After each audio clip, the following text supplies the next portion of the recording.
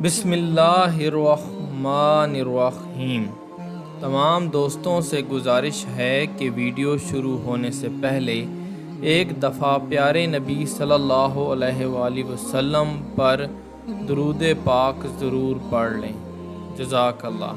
دوستو، اس ویڈیو میں ہم آپ کو کوئٹہ میں ہونے والا ایک چھوٹا سا لیکن دلچسپ واقعہ سنائیں گے، جسے سن کر آپ عش عش کر اٹھیں گے۔ ویڈیو کو آخر تک ضرور دیکھیں۔ جزاک اللہ۔ ایک نکاح کی تقریب ہے۔ حق مہر کے 5 سے 8 لاکھ مقرر کرنے کی بات ہو رہی ہے اور ساتھ 5 تولے سونا۔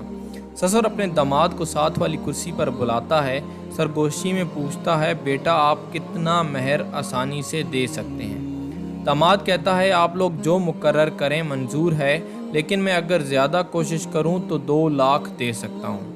سسر نکاح خان کو کہتا ہے، مہر 1 لاکھ ہوگا۔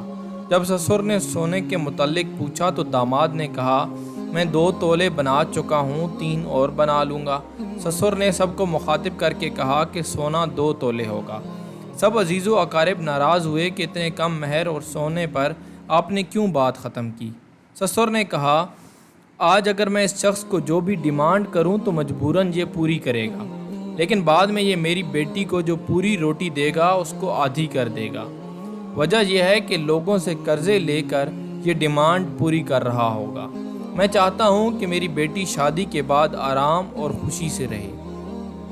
اس شادی کو 15 سال ہو گئے ہیں۔ وہ داماد اپنی بیوی کا خیال رکھتا تھا اور سسر کی خود سے زیادہ عزت کرتا تھا۔ یہ کوئٹہ کا واقعہ ہے۔ نکاح آسان بناؤ، زنا سے نجات پاؤ۔ دوستو، امید ہے آپ کو یہ ویڈیو ضرور پسند آئی ہوگی۔